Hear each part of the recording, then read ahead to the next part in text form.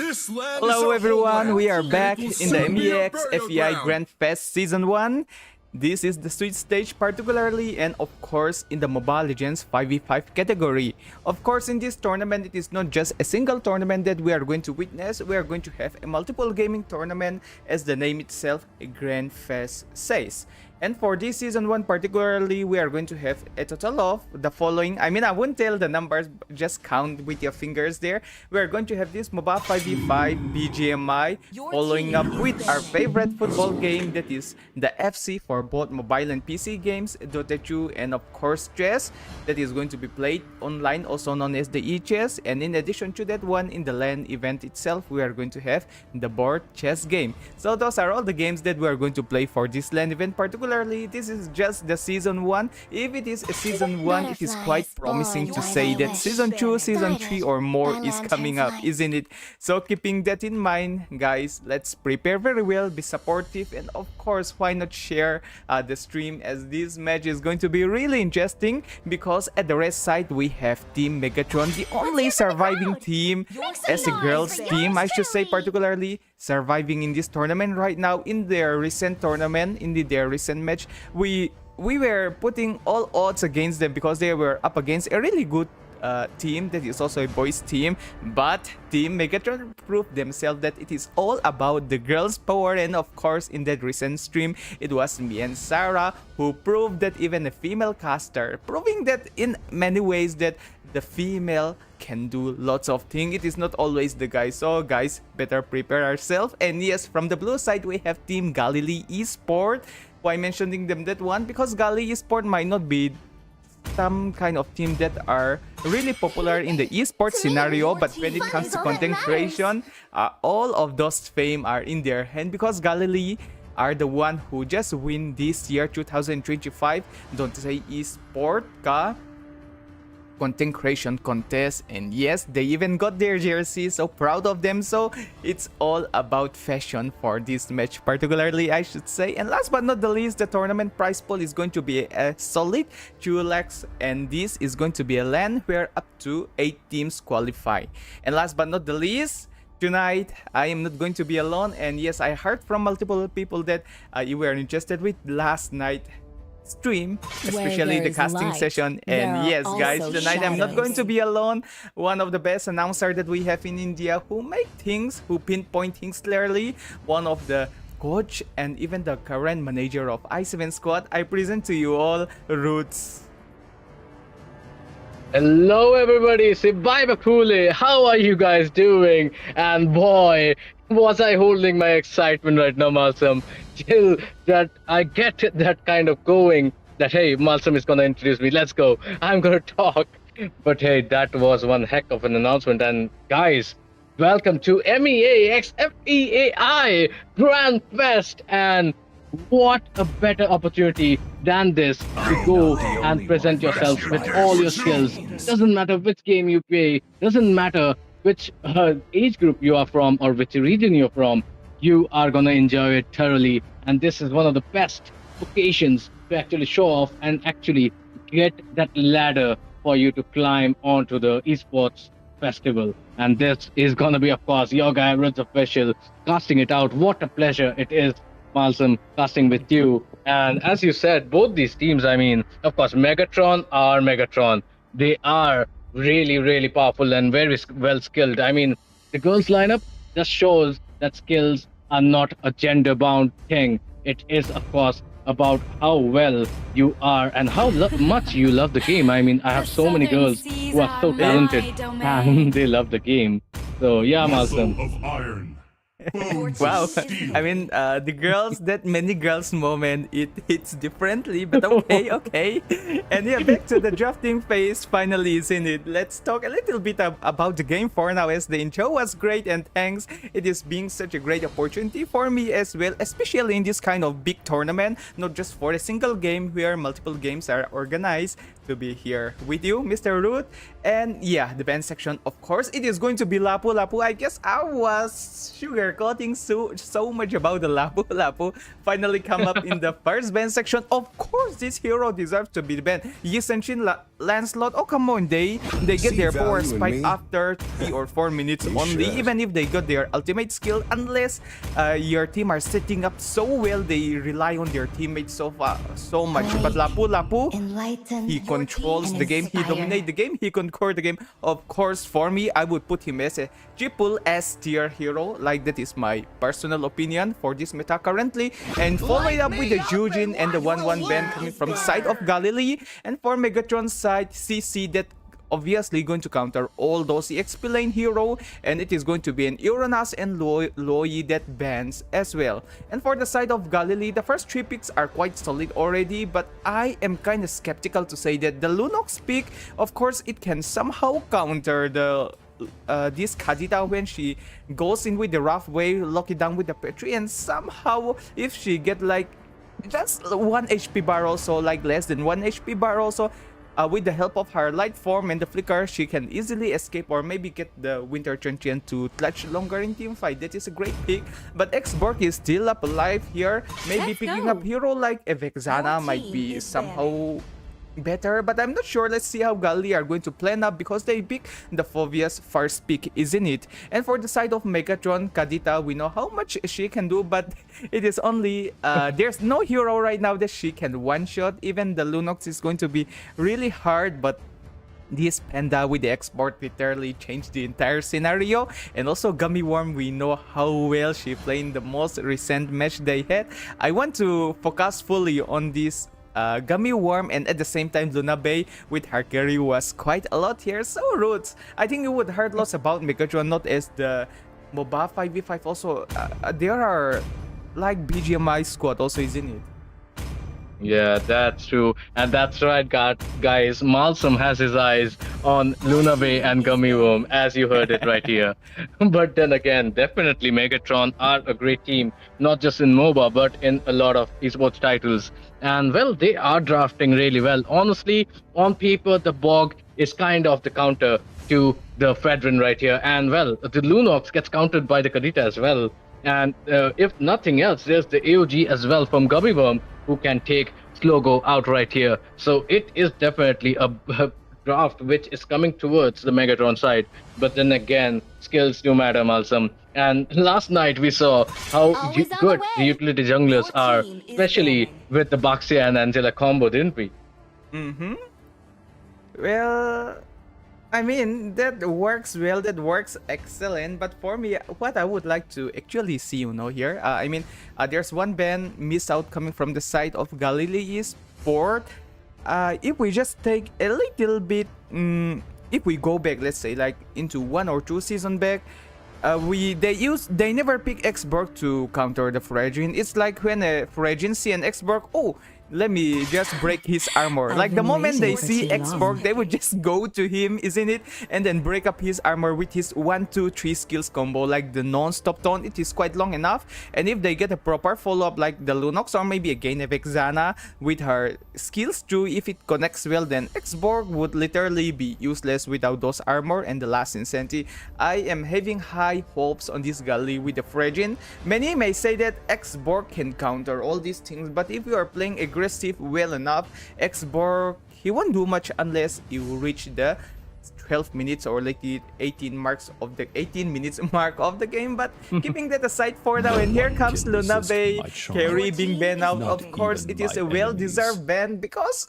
Luna Bay, I think she's the only good carry user I have seen so far. You want to know why? Because no one picks the carry that much, and when they pick it, they are not so fluent with the hero right now. They are losing their mechanics, they are not comfortable. But Luna Bay, the way she played, it was so much, and with all the flicker clash, that is outstanding. I have high hopes for that one, but of course it is banned out. It is going to be a Granger. Carry and Granger have something in common, is their short dash. I hope she can, like do it well. But for the side of Gali, what do you think is needed to break their lineup? Oh yes, I mean, I love the Bruno on this setup, because honestly, the Bruto absolutely smashes the Bog. And there we go, this might be a well-rounded draft, because Nezuko is gonna go for the Kale right here. So a proper, perfect combination coming in. The pick-off comp is perfect for now, and they were lacking the damage. Now they have a lot of damage. That Bruno Spike is going to be proving very necessary. And yeah, well, the carry is great, but the Granger definitely provides the range potential, as well as on that Sky Piercer. He is kind of an executioner. He is the assassin which is needed in the team for Team Megatron right here. And we are going to round it up with Sen picking up that, but dang, that just means there's more trouble coming in for Fedrin. So we could expect a few Red Priest steals coming in. I mean, Panda with the last Insanity, Sen connects with her focused fists. And then again, it will be hard for Vienna to actually ram those retry in. But then again, it is going to be just 40% of the draft coming into the match. 60% depends totally on how well these two players played off. These two teams need to be picture perfect in combination. As we saw, Malsum, last night, it is more about teamwork because MOBA is a team game. So we have to witness what is coming. And this is, of course, the Swiss stage. So, I mean, who books the tickets to the Ardentahuma Hall determined is here right now. So, off the drop, Malsum, let me ask you, who do you think has the upper hand? Let's have a bet right here. And audience as well, do let us know down in the comments which team are you supporting and which team has the better draft. Of course, I would like to have a high bet on this one, especially for the draftings phase. We can say is in it, but before that, before we talk it out, I would like to welcome everyone to the Land of Dawn as you're watching the MEX FEI Grand Fest Season 1. This is the MOBA 5v5 category. It is Sweet Stage right now, also known as the Elimination Round. Whoever lost, we have to say goodbye to them, but however, the winner might get a closer chance to finally book their ticket in that Ardentahuma Hall Mr. Roots was talking about. And yes, to your main question regarding the pick-off, of course, Sung Sung is going to be there. Last time their matches, it was all about Sung Sung plays, although she get the chocolates for her team, but she was the one who makes the play, who turns everything around, giving the W and one more shot in this Sweet Stage eventually. And that is why I have high hopes on this Sung Sung's Kadita, but do keep in mind that we have to know that Lunox, she can heal herself up, and there is going to be a Kalia who can heal her up as well, and all the heroes are more of like a frontline hero that pack themselves really well. Bruno, I don't think it would be easy even without the Purify, so you know which team I'm going to stick is in it for now, and it is going to be none other than Gali Esport. Okay, I'll go with the girls this time around. I'll support them as they are almost gonna get caught in the first blood. But then again, as you said, Malsum, there's so much of sustain in their team. I mean, of course, except for the Bruno, there is everybody who can self-sustain themselves. And of course, the Bruno gets the lifesteal Huskclaw item as well, and that makes it even difficult. I mean, look at him. He is already blocking that lane. He's already freezing it up and making things hard for Lunabe, although she is trying her best. But look at that gold lane already focused on. Gold Crab being secure for now. It's quite safe on the side of bot lane, as Sen gonna protect a little bit, or I'm not sure what is going to be planned up from the side of Megatron, as Gali Esport are wrapping themselves up real quick in the turtle side already. But look at here, 3 men are literally in the right position. Panda might like to extend, burn it out. Yeah, I mean, he does have that potential to actually go in and chunk those high HP heroes down, or maybe get the Lunox off on the back foot. That would mean a lot. This first turtle matters a lot, especially if you are playing the support role. And here we go, once again, Tom coming in. Already the fist cracked in. AOT is gonna land straight on. And Kadita using the rough waves, not quite getting over. And the last Insanity popped in. Can he get anybody? The answer is no. But still, it is Nezuko who is gonna fall and make it a 4v3 situation. And look at the gold laners as well. They are already lining up into the mid lane. They are ready for the backup, even though it is just the first turtle, which has been secured easily. And that is going to be Gumby Worm actually stealing that turtle. Interesting how, but look at that. Grand Theft Purple is not going to strike, but look at that. It is going to be the Tsunami Slam landing flush, and Sun gets taken out and sent straight to the Resurrection Zone. Oh my gosh, that Tsunami Slam is one of the longest trip I have ever seen, except Kyrie, Baxia getting traveled literally. But oh my gosh. Oh, yeah. I mean, that San, she literally traveled with I mean, let's just focus it back Yeah. here. She travels the entire block here itself. That is so long. But however, let's not forget that it is Team Megatron who secured the first turtle, the first blood, and it's none other than it's Luna Bay with her Granger. And of course, I already talked about how much good she is in that marksman spot. And when it comes to rotating, when her allies need it, she is there just right on time. But Gali, they are not going to take things it easy, but so is Oh! Gain gets the pick of literally defying all odds. But look at here.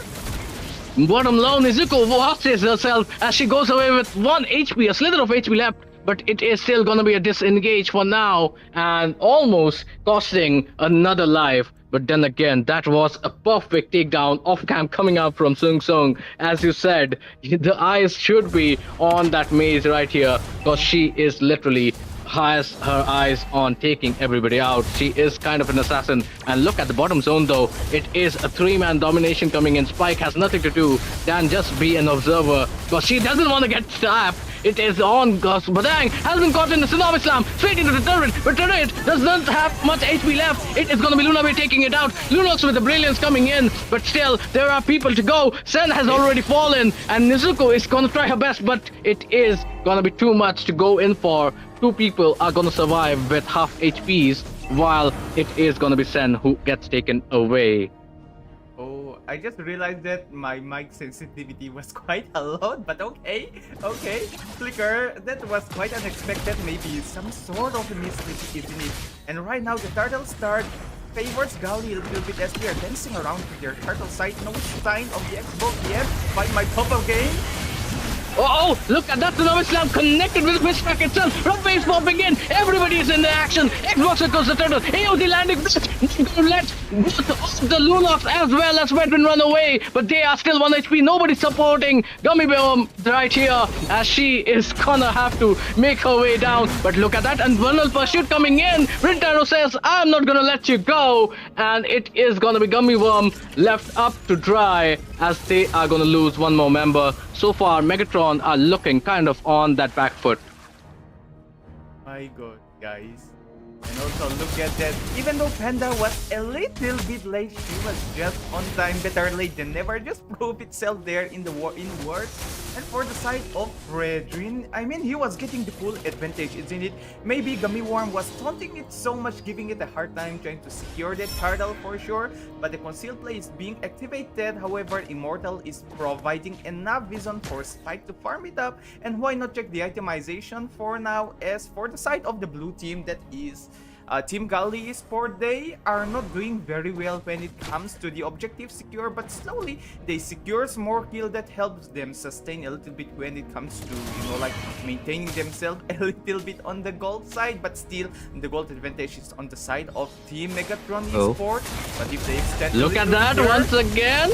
Yes, the Petrol Sun coming in, and Tsunami Slam is not gonna save it as Killing Spree lands on for Sung Sung, and it is gonna be Megatron right now punishing the wrath of Galili Sports. There we go, AOT landing in, but it is gonna be the demise falling for Team Galili Sports. They lose 2 people for none. The recalls bring Slam 5-man into the mid lane, and is it gonna be anything which the Infernal Pursuit can do for Rintaro as he's diving straight into 5 people and decides not to, as this might be more than he can chew on this occasion. And so far, Galil, they are kind of in a mid position once again, Sen causing it all sorts of trouble in the Land of Dawn, as this time around though, Galil is trying to punish them out, but they somehow do not find this angle as the turtle third in a row is gonna go to Megatron right here. But once again, into the action we go, Awesome. Once again, they are not even giving us some breathing room as Rintaro is gonna fall prematurely. Not a fight he should have taken. Double kill coming in. Luna Bay is on fire right now. Triple as we go. Give this girl a maniac because she deserves it all. And here we go, Panda stealing the kill. But never too less. This is Megatron showing us what they got. Girls versus boys, well, this is about skills as we go. That is the kind of fight we were expecting the entire game. for a very long time, and they just proved themselves. But Luna Bay was just so short securing that Maniac, almost proving herself that she is the best gold laner when it comes to the girls category, isn't it? Or maybe who knows that she might actually get all of our top tier boys team, isn't it? So keeping that aside for now, that was one heck of a match, I should say. And for the side of Megatron, that was a disciplined game, a perfect fight. And in addition to that one, you know what? I was talking about things like it was 4-3 when it comes to the kill scoreboard. But Team Megatron, they slowly adapt themselves and turned that 4-3 into a 9-4 right now.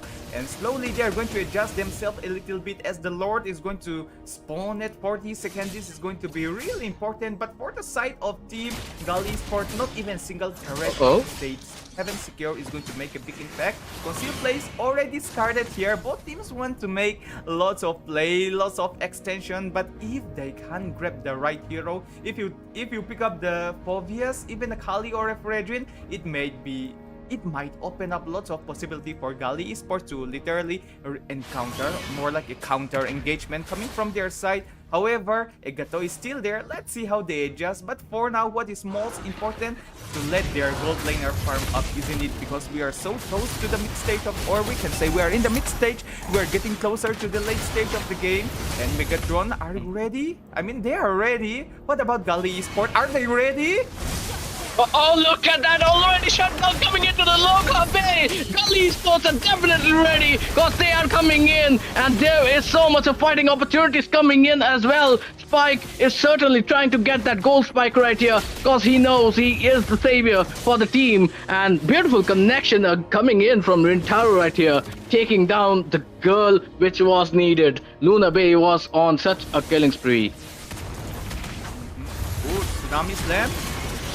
Oh, Tsunami Slam connected. There is Kadita with the knockup. Straight away coming. Brilliance has to be used to run away because this is Megatron coming with the backup.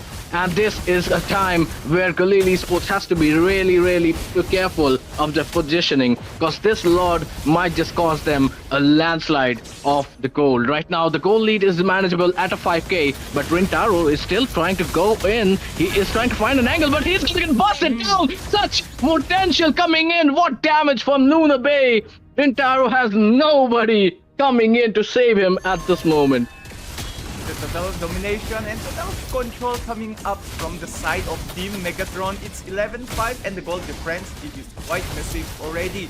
We are getting real close to the edge of the game as right now Megatron secures the Lord, narrowing down the length of this game a lot. But do keep in mind that they need to go through bypass the second tier turret, the inhibitor. Of course, there's going to be way for Gali's side to literally turn the game back into their action. But for now, Sung Sung is doing so much of those work. Even if she can't burst it down, multiple knockup is literally changing the scenario. And this Gummy Worm with her AOG, or maybe the taunt effect, is dealing more of a longer taunt combo rather than the Fredrin right now. So for the side of Team Gali Sport, I was taking lots of hope for now, but maybe the extension coming from the Megatron is a little bit too much. And Luna Bay, even with that bursting it out so easily, and forcing out the flicker. Oh my gosh, of course a pause meta is in it. We have to call the pause because before the team fight start, they can call the pause, but during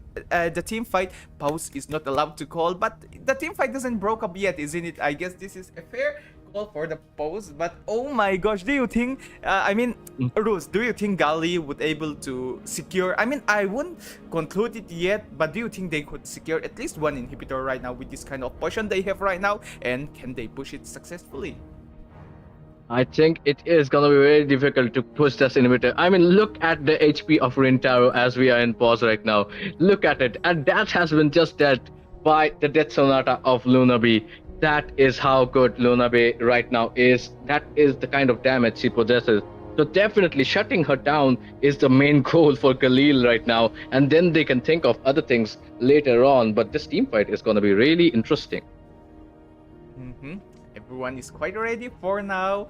I mean, I want to say that for the side of Gali Esport, if they want that to turn the scenario back into their favor, Firstly, what I would say is that to make sure that Fredrin extends a little bit more, talking about the instance, not crazily extended, making sure that he gets enough stack, and once he collects enough stack, he would open it up for the Phobias to take turns, isn't it? And maybe when there is an opening, Kalia can just grab and maybe pick off with the help of Lunox and Bruno. That is the kind of only strategy that Kali can play right now. And yes, Fredrin with the appraisal rate is going to be a game changer. But do keep in mind that Panda with the X-Borg is just so effective that it is hard to... Oh, we are going to go back to the game.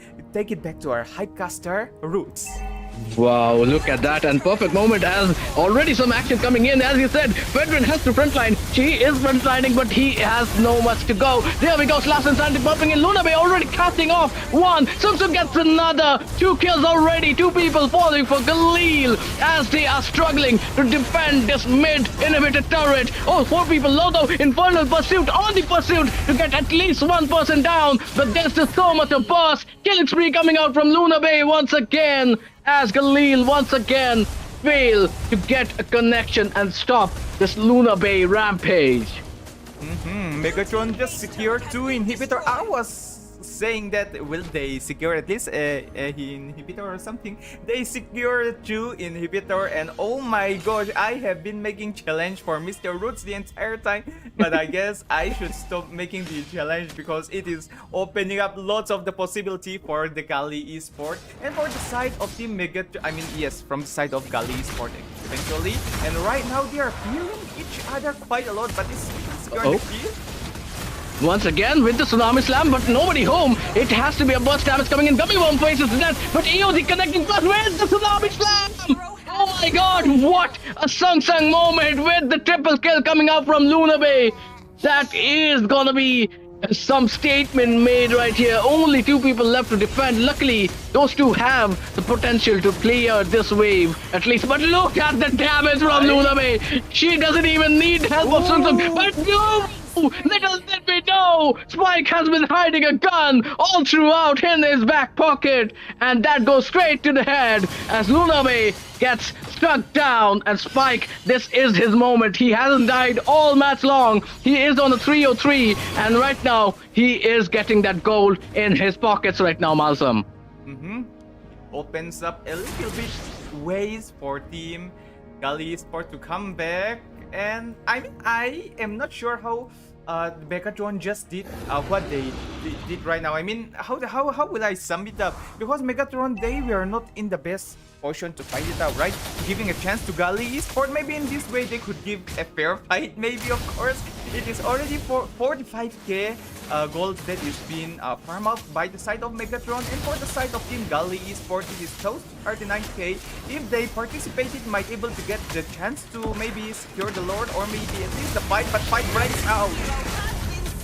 Fight breaking out, and it is gonna be the Kata who is gonna land on nobody, but Luna Bay has enough damage to zone them out. It is gonna be once again Rintaro falling at the mercy of Megatrons, and they are gonna not go with it. They are gonna clean the house, and right now they have left the Lord. It seems they are gonna march down to the base. They feel confident enough. The girls, they are gonna take down the base, they say. Is it gonna be the end is the question. Sand coming in, flickering, and not quite connecting with the fist back.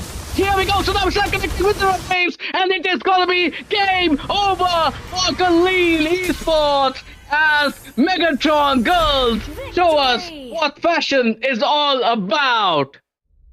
Oh my gosh, what a moment, what a match, what a play. And I was talking about the roots particularly. That is one epic way to end the game, isn't it? W to the casting, and of course W for both the team, giving us an excellent gameplay, excellent match, and that really feasts our eyes. But for the side of Galili Esport, I guess the reason that they were losing that one particularly is because they are picking the kind of heroes that they are not comfortable. But for the side of Megatron, their hero pool is why they just prove themselves, and yes, that is how they are acing the game. So what we are needing it right now, what we need right now for the side of Gali Esport to come back is that they need to pick the kind of heroes that they are really comfortable with, isn't it? And also, for the side of Megatron, I guess they had to keep on doing what they do best, and of course, giving us those kind of moments where they prove that girls rules and they can eventually, advance to the land. And imagine if they advance to the land, that is going to be a big thing, a huge thing, and also the first ever girls team to ever land into a MOBA 5v5 where all gender open India tournament. Yes, that is gonna be true. And well, a match did we just witness, Malcolm? I mean, the girls showing us discipline there, how exactly the game sense connects, as they decided to just pick away the Lord and to go straight for the base. They had the confidence, they knew the numbers advantage were in the favor with that goal, and they just finished it off in fashion. I mean, that is a statement right here, and that is something to not mess with, Malcolm. Well, I guess we are close to start game number 3, isn't it? As we just witnessed one heck of a match in game number 1. Game number 2 is going to start really soon. But for the side of both teams, I would like to see some kind of new plays. When I'm talking about new plays, so the lineup, the composition that they were playing is more of like a rush game, a brawl type. I actually wanted to see if you are going to do the kind of brawl game anyway, why not giving us the kind of fight, the kind of plays, the kind of hero that can brawl more, non-stop action, so that Roots might eventually collapse from casting it so much. That kind of moment I wanted to see. And also for the side of our side, shall I say, I wanted to, see multiple actions happening at the same time. When I talk about multiple action, for example, at the gold lane there's going to be an interesting 1v1 happening, and we have to focus that one. And at the river side there are some heroes that are literally peeling each other left and right so that they can't attend the turtle fight. And then in the turtle, of course, is the jungle and the EXP hashing. Those kind of classic plays, those kind of interesting plays is what I'm expecting to see. And what do you expect to see upcoming team fight? Oh, I too want to witness more. I think it was kind of Megatron who were playing it off the back foot, as I said, Malcolm. But as the game went on, they finally found their footing, and they finally found the kryptonite, the weaknesses from their opponents, and Galil from that point on could not do much about it. And whenever Galil was trying to get the aggression, they were stopped. Whether it was Tung Sung with her bouncing abilities or whether it was the zoning capabilities of the team, it was never an opening, never an angle for Galil to actually go in to the backline. Luna Bay was safeguarded so well by the girls that there was no opening. The one time Luna Bay got caught, that was the shiny opening, but then again, I'm afraid that was not it for Galil Esports. They could not actually handle the heat. And well, I think there was a lot of issues with the Phobius as well. He was kind of overextending without the kind of backup which he might have needed. Alright then, that is lots of pointer that is coming out. We hope that both teams even know their assignment. And talking about the assignment, it's more like a class work that is happening right now. And with that being said, let's keep it all things aside as we are in match number 1, game number 2. Team Megatron taking the upper hand of securing 1 points to their side, and Gali Esports going to try their very best so that they can take us to game number 3, or obviously take those reverse sweep. And it is going to start up with a Loi ban, and I am positive to say that Gali Esports are the kind of team that are really enjoying the Loi play. Maybe both teams already did their restarting each other, banning out their main hero, and of course a triple S tier hero Lapu ban out. There we go, guys. Malsum is really sad because his favorite hero in the Land of Dawn has been banned out. There is not going to be any bravest fighter coming in. But then again, Rintaro is kind of brave, and I'm talking about jumping 1v5 kind of brave. Yes, he is the South Indian hero right now, and he has been trying his best. I think with a little bit of backup, it might be Galil who can show their cards and actually make a comeback in the series. And who doesn't like a good, well-rounded series, a 1-1 situation, shall we, Malsum? Because the Tsunami Slam has been banned out. The Sakura, who is not quite useless as she is in the anime, has been banned out right now. Exactly there. And also talking about the side of Megatron, or maybe going to the 1v1 series, Megatron actually have a higher chance rather than the Galili to secure the 2-0 win. To be honest, talking fairly, Gali Sport, even if they get a good opening, even when they get a chance to isolate their enemy, like someone is in the river, they could eventually go for the pick-off. They are not using the Kalia to the maximum. They can do lots of things, but for the side of Megatron, they know that the confidence from the Gali side wasn't that much. So whenever they get the chance, even if it is a 1v4, they just break in. They just let the X-Borg go crazily because they know a Gato is going to be there, or maybe somewhere in the corner Sung Sung might get a pick off, isn't it? They know each other so well. The synergy is just so strong, taking us to the W for that game 1. And if they are going to play it like that for the side of Gali, there's no chance they could play. They need to play aggressive. As already mentioned last night, if your enemy are picking the kind of hero that can heal, pick a hero that can heal more. If your opponent are playing aggressive, play more aggressive. Those kind of strategy is important in this kind of scenario. As already mentioned, this is the elimination match. Although it is a best of 3, if you lost, you are not going to get another shot to qualify to the LAN event, isn't it? Fun is all that matters. Oh yes, and what do we know about LAN, Malsum? It is gonna be the top 8 teams qualifying for the LAN. I think it is gonna be the first time ever, at least what I've heard of it, that 8 teams are gonna play in LAN. Can you experience, can you imagine the kind of excitement and the kind of passion we are gonna hit on that surface? I bet the roof of the Ardent to Herma Hall is gonna blow up with the kind of action we are gonna see. And already, Malsum, we can see the kind of gameplay which is going on right now. I mean, the Kadita, well deserved is the ban going in, cause I mean, Sung Sung, I mean, she was a self-sketch on the top. What a display. And her teammates actually being the perfect diversions coming in. They go in first and let Sung Sung position herself perfectly so that she can hit those rough waves. But here we go. The best XP laner, Gummy Worm, has just picked it up. And what is going to be the reply coming in? What do you think, Malsum? Well, it's going to start up with the Gato, of course. Maybe Yogi can bypass the curtain calls, isn't it? I think it can, so maybe that's the only way you can escape from this CC Gummy Worm, because it is doing so much. Even an Esmeralda is having a hard time when they are doing their solo laning, even in the mid stage or the late stage of the game. But in the end, it all relies on the mechanic and the micro of the hero particularly. But for now, there is something that I would like to talk more about.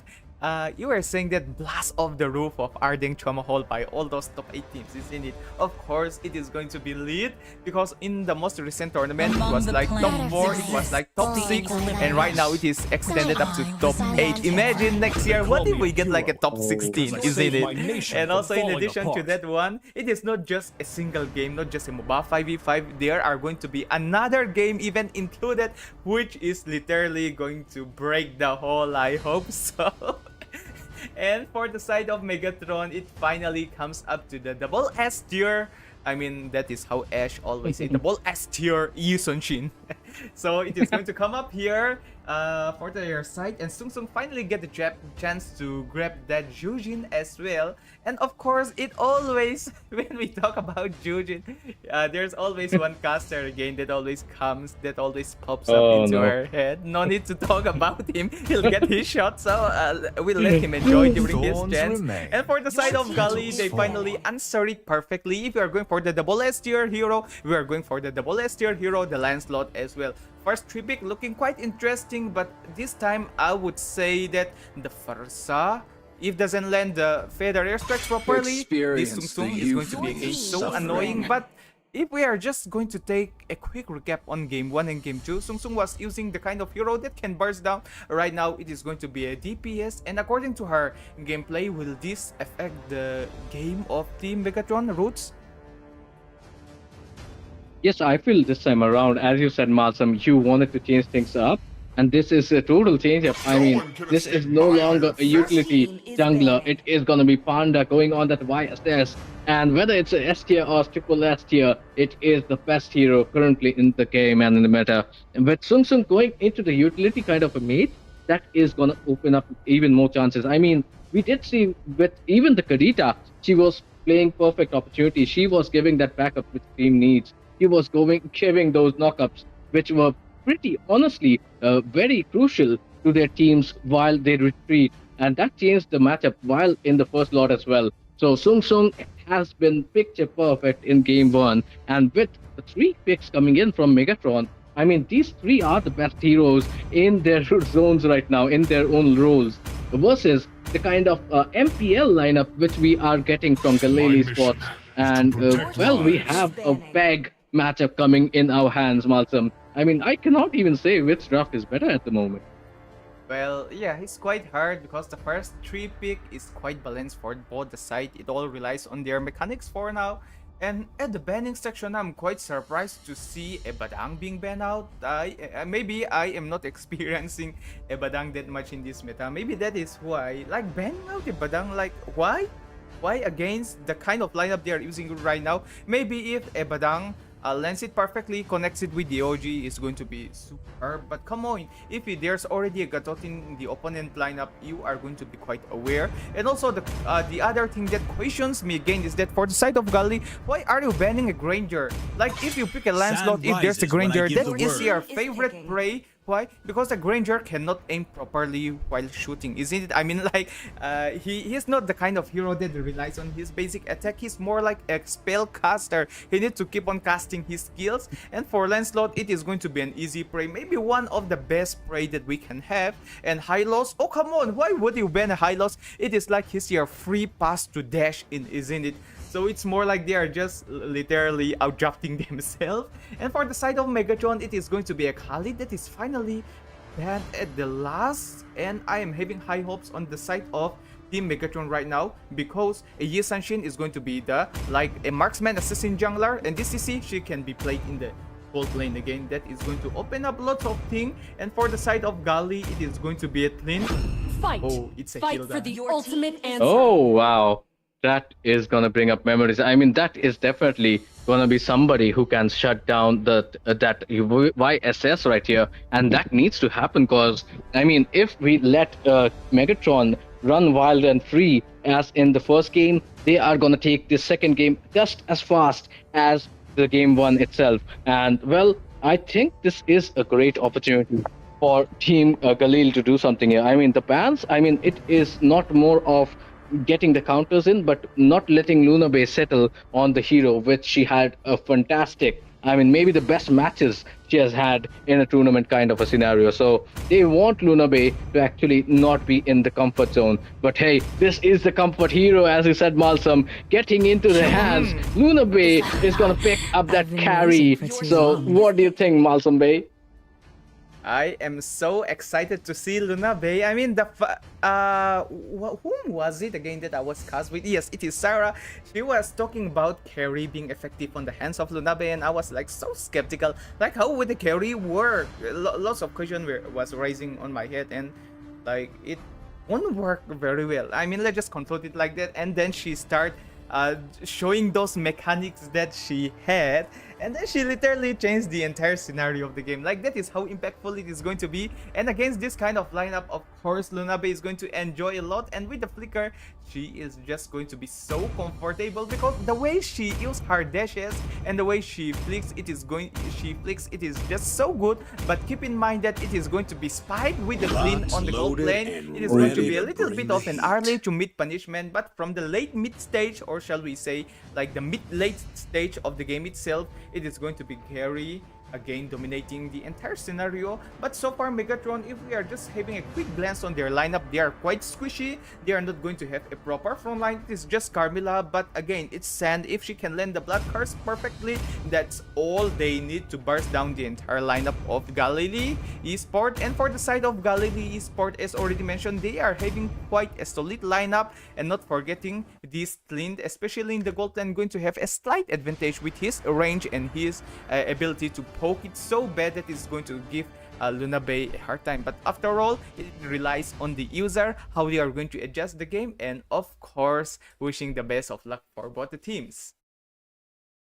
Yeah, I mean, even though Luna Bay was really good and Sung Sung as well, I think the main crown goes to Gummy Bear right here. was she was being such a menace. She was doing the perfect job of a frontliner and dealing the damage, poking and peeling off so that her team can get into position. But there we go. It is going to be game number 2 coming in at the MEA x FEAI LAN Esports Festival. And it is Megatron who are up 1-0 in this best of 3 series match point game. Galil with their backs against the wall. Can they face the fierce ladies in town? And can they do something here? Once again, Malsum, let's bet up who is gonna get that first blood.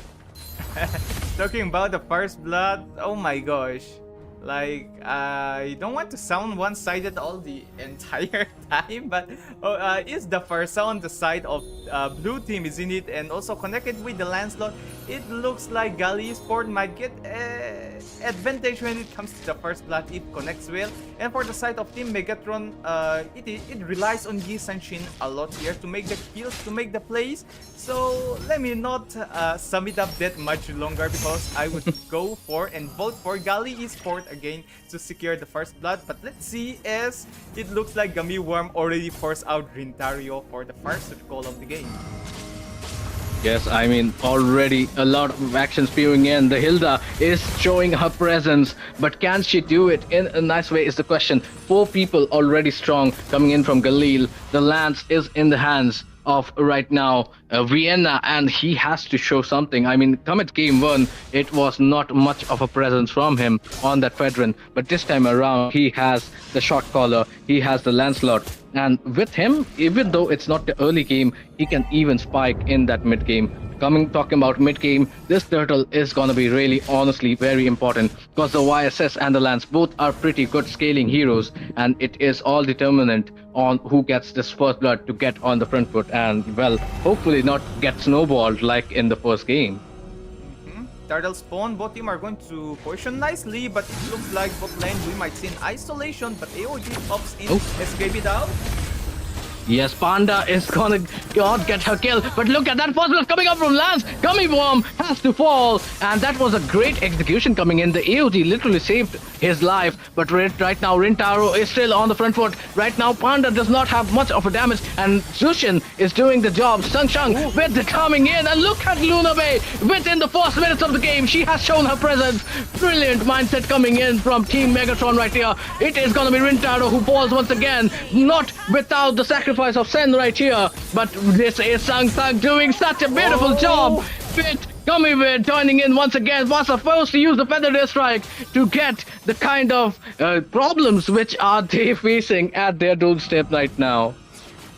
Oh my gosh, it's a 3-all kill coming from both teams already. They are literally cooking. It looks like Hilda might want to grab the kill, and it's Spike going for the last blow, and it's 4-3 when it comes to the kill secure for the side of Team Gali Esport. They might finally take us to game number 3. I'm not sure. I can't guarantee it yet, as Sand is already in a great position, ready to make the plays. Mountain Sugar being activated already. Yes, and with the AOD following up, but clutch steal coming up from Panda. He has to sacrifice his life though, as Ichigo gets a kill, but it is still Gummy Worm in the drafts of everybody else. Can they secure the kill in succession? But Zang with the clutch save coming in. He just saved the life of everybody right here. And well, as we said, as we were talking about Malsum, Sang even without the Kadita can do so much. Oh my god, I mean that was just a support play coming in, but hey, that is props to the person who can do such plays to actually save lives, not just get killed. Of course, let's not forget that's a 3-man knockup. You can't get those kind of knocks up except in a rank, if your rank is low, isn't it? Like my particular rank. But come on, you are playing a tournament, a LAN tournament, and you are knocking up with 3 heroes using a Jujin. That is quite a big thing here. But yeah, keeping that aside for now, both teams are showing a really impressive gameplay. When it comes to the kill, of course, Gali are taking the upper hand again. It is 6-3, but again, it's Team Megatron who gets the better farm and also secures the kill. I mean, like the turtle and also higher gold. And Panda, the way she touched those turtle steal is just so good. It was just so impressive. I have nothing else to say. So So for the side of Gali Sport, if they wanted to contest for the turtle, maybe getting a better position or maybe making sure that the retribution is easy for the Lancelot to secure or not. Panda, even in a 1v3, 1v4 or more situation, she is so ready to make those clutch steals. Turtle going to spawn again really soon. Both teams are already cooking. We were requesting for a real good brawl match, isn't it? So we are seeing it right now. We are ready. Even the marksmen, look at the position of those both marksmen. They are not in their proper lane anymore. They are literally roaming around. Where is the jungler? The jungler, they are carrying the side. That is how much intense this game is right now. Turtle spawn, back to roots. Oh my god, already the Federer strike being used. Gummy Worm still in the face of everything. She is going to sustain it and bait the Federer strike out. That just means one more utility coming down. Sung Sung is going to take Lance out with the mountain chocolate coming in. Perfect combination from Panda and Sung Sung with the Luna Bay hitting, free hitting from the backline. Rintaro isn't going to rely much as he falls as well. And that is going to be Hilda falling next. Who is going to be next? The girls are literally challenging the boys in the faces as Galili Sports lose it all once again. Second turtle falling in for Megatron, and I think this is going to be converted into the mid lane. Clint, you gotta be safe with Gummy Bear coming in. Gummy Worm with the clutch situation coming in. Federer stack popped in once again. Can everybody survive? Yes, the girls are going to reach safely home with the Grand Theft Purple coming in. And this is Galili Sports already in the faces of a 4 to 5k goal deficit. That is the complete changer here, but look at here, 3 oh, the flicker clutch was quite quick. Even secured the bot lane first tier turret. Quick reaction coming from the side of Megatron, making sure that the turret is taken. Why a flicker? Why would you sacrifice a flicker against a turret? Because a turret, once we destroy it, can't spawn again. A flicker, of course, it would be on cooldown again once 120 seconds, also known as the 2-minute marks reach. So that is a wise decision coming from the side of Team Megatron. Luna Bay, of course, it's her carry, isn't it? And also looking at the itemizations, she already secured both the Corson side and the golden stuff. So she can literally burst in one who extends. Talking about extends now, it might be Nezuko who falls because she extended quite a bit. Not quite hitting in, but a easy connect and clutch. Is there somebody to follow it on is the question. Lands with the third rose connects and Sung Sung faces to the end. It is going to be the Mountain Choker coming in. For now, Shoujo is, however, going to be safe. Shen is next on the chopping block. She has to retreat. Gummy Bear is unfortunately going to make the sacrifice as she saves two of her teammates in that brawl situation. My gosh, every time there are plays being made and literally a game change being played right now as well. Even though Gali, we are on the edge of losing the game just now, they okay, what was it? Never mind. I mean, they find ways to literally come back in the game, and if they keep it up, maybe eventually take us to the 1-1 scenario. But for now, Megatron, the way they are playing right now, Carrie, she's just so fit right now, already complete the 3 items, and for Spike, he just complete both the Endless and the Hunter Strike. So it's more like Luna Bay is always going to be one item ahead here. Mountain Sugar does land is knocked it out. Would this be a good play? EOG landing too late, but it is gonna be two people straight in the middle of everything, and it is gonna be Luna Bay and Sand falling in. Gummy Bear falls next. 3 people already down, and this is the golden opportunity which Khalil were waiting for. Out of nowhere, there was the bait coming in from Nezuko, and this has changed everything. This Lord surely now will be coming in as Panda is gonna go for the split push right here. Okay, Spike secured the Lord, and for the side of Team Megatron, they need to think real quick, they need to act up, and oh my gosh, no, Natalia was harmed in that game for so far, and yeah, mid lane, the Lord is going straight into the mid lane, and no one is going to support it, isn't it? So it's more like a giveaway for the side of Megatron and Luna Bay and Panda. Look how they are bursting it out, and Lancelot, would he be safe? No, Luna Bay is there flicking it out. Will she secure the kill? But just too deep for her to single-handed all those things. Exile does a great play, but however, he needs to keep an eye on his position wisely, especially using those Phantom Execution. He needs to make sure that no Natalia are harmed, because Natalia is quite preserved in the entire scenario of the tournament. Yes, I mean, Natalia has been the favorite target for everybody in this, but somehow, some way, Galil have managed to pull one back. the scoreline is chill as well as the goal lead. It can be anybody's game at this moment, but this is Galil, of course. They have to be careful because there is Sang Sang, there is Luna Bay who can deal a lot of damage, and the positioning is main. But look at Nezuko coming out from the back, but Sang Sang is just too smart, and this might be an opportunity once again coming in. Lance is too low. Cheating from the back is Luna Bay, and she gets the kill on Hilda. 1 HP Lance has to fall, and Gummy Worm is in the back line zoning everybody out, and she might just get the kill on Clint, but she is definitely going to push everybody out. In for the siege is Panda. She means business. She does not want the kills. She wants the glory of ending it fast and mercilessly for her opponents. That was a total game changer again here. Both teams showing their very best, their true potential, picking out their comfort, and finally acing in this match number 1, game number 2. So far, Megatron are having a slight advantage, but do know that the goal difference isn't that high. It is 30k above for both the teams. Their itemization is quite alright, but do keep in mind that it's Luna Bay with the carry, with a great positioning. She can literally wreck the entire front line of Team Gali Esport, and this is going to be quite annoying. Sen, the way she just do it, if we just can have a quick recap, which is not possible for now, but what if we can just flash it back on our own memory? She literally link 4 heroes. She linked 4 heroes, dealing, allowing Sung. Oh! Look at that once again. Crimson Beacon being popped in. EOG landing runs, but Rintaro is so low. He is gonna get taken down with the Mountain Choker. But Panda is gonna fall next, and Luna Bay is half HP as well. She cannot quite go in. She is fearing her life, and for now, it is gonna be a stalemate coming in. 2 for 2. Perfect trade-off. But hey, Lance, he wants more. He wants the kills, but he is gonna be unable to secure it, and is wise enough to get back with the Phantom Execution. Using the Phantom Execution as an escape mechanism might be a wise decision for now. It is 15-all. Both teams are playing an interesting match, I should say.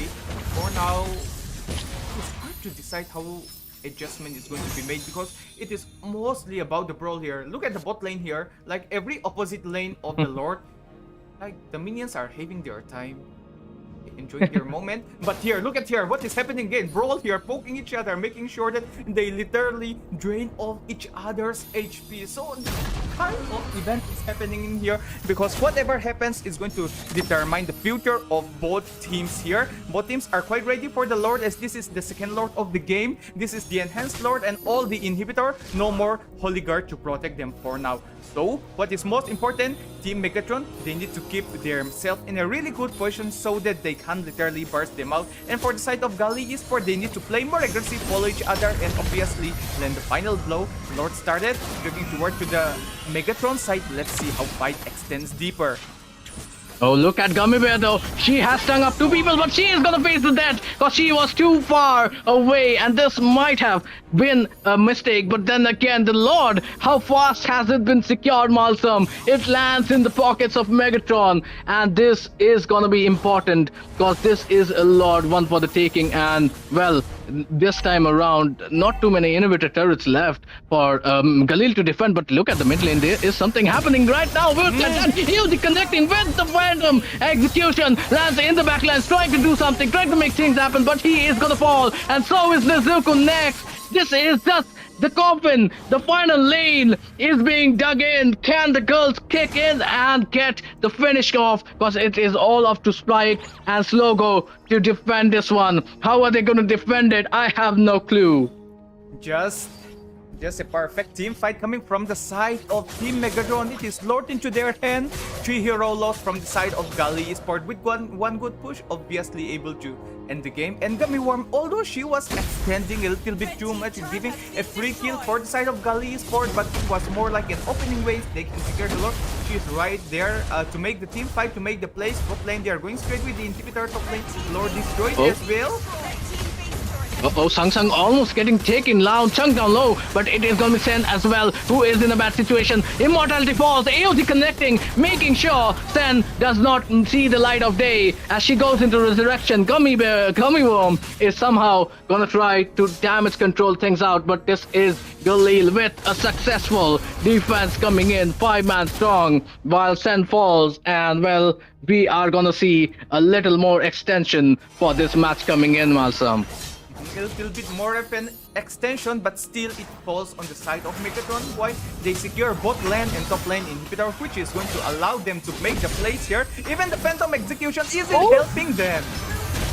Look at that though, Gummy Worm does fall, and it is gonna be somewhat of an Uno reverse, cause that was a beautiful connection from Gummy Worm, but then again, somehow it is gonna be Galili Sports once again surviving with the slaughter of Gummy Worm, and that is not a good sight for Megatron. They have to control the tempo right here. They do have the potential. Will they make it to the next Lord is the question. We have seen how fast these guys can burst down that Lord. So this is gonna be the final fight, which might decide the fate of these two teams. Although Team Megatron are doing a great job here, both their frontliner are a little bit low on their promise. Oh, Lance! He just got stuck up! He wanted to get away with the Phantom Execution, but got chain CC'd instead, and with the Mountain Shocker burst, he just got busted away. He is gonna be a little bit lucky that the Lord is spawning in a few seconds, but then again, I do not think he is gonna make it in time, especially with the bursting capabilities of Megatron and the zoning. Look at that perfect coordination. And the first, oh my god, this literally drain it down so fast and without any flinch. You're the Lord. Team Megatron are literally cooking, and that is the perfect hero that they need. All in on that Lancelot. Exile doesn't get the chance to even react it properly as he wants. He get the Phantom Execution, he get the Rose Thorn, but doesn't enough. It isn't enough to help him escape. And yeah, I was talking about both the Roamer and the X-Plane here. Although Zen and Gummy Worm are doing great job for their line, doing the frontline work, extending a lot, but look at the side of Team Gali for both the Roamer and X-Planer are having a higher vault. Will this make an impact? I'm not sure, but let's see as the Lord is marking straight. Blood Curse land. Oh, Blood Curse does land, but there is the defense coming in. Mega kill coming in. Sang Sang gets the kill. Monster kill coming in though. Panda falls. It is gonna be Sang Sang getting it double. Can they finish it off is the question. All up to Luna Bay and Gummy Worm as another one is gonna fall as well. Nezuko and Spike are in for the defense. The Spike have enough damage to continue this wrath, and it is gonna be Megatron deciding to get away because they know how brutal the Bruno's first skill is. And for now, some way, somehow, this is gonna be Galil who has gotten the defeat. Oh my god, okay, this looks like a suicidal maneuver though, coming in from Gummy Worm. Yeah, exactly. That is what I was talking about, the side of Megatron. Although their farmers, or shall we say like their damage dealer, are having a massive damage, it is just CC and Carmilla, their frontliner. They are not that tanky, to be honest. Carmilla, if you want to make her tanky, she needs to stack up, and in that kind of scenario, it is really hard for her to stack up. So, it also rely a lot on CC. Poison herself is in it, so they are not getting proper farm, although the gold is quite a lot. Still, Gali for their Roamer and EX-Villain we are having a slight advantage. Megatron, they get a really good chance to end the game, but because of the lack of item and the gold that they need doesn't allow them to end the game for now. But still, if Team Megatron are going to make this kind of plays and all the advantage they have right now by securing all these 3 shots, they would end the game with ease, even if they can't end the game even if they can't win a team fight anymore with the help of minions, like how shall we say, like playing around with the lane, sinking the lane, pushing the lane, or sometimes even playing those banana split can easily help them secure the win if they time it right. And for the side of Gali, it all relies on the brutal plays, that is the team fight. They need to find all possibility, all ways in which they could win the fight, and obviously making sure that Spike is alive, he get a free hit, and maybe they go to game number 3. Yeah, I would be rooting for game number 3 because I love these two teams battling it out. I want to see it more, but it is all in the hands of Spike and Slogo at the moment. They are carrying the team. Lance Vienna is not quite doing that well. He is kind of underwhelmed right now, but then again, he does have the opportunity with the backline. Luna Bay, who is there, but look at that. Sen once again caught in a bad place. It is going to be the Predator strike coming in. Not much damage, although he is going to be cancelled out by Gummy Bear. And look at the connection coming in. ELG landing onto nobody as the Lord has been slayed by Carrie and Panda. But then again, this is going to be a suicidal maneuver if they do not back it up. And yes, see the discipline coming in from Megatron right here. And what we're thinking to get the Lord like this with a deception. Even though it was a 3v5 fight happening there, Megatron literally kite around the entire 5-men of Team Gali Esports.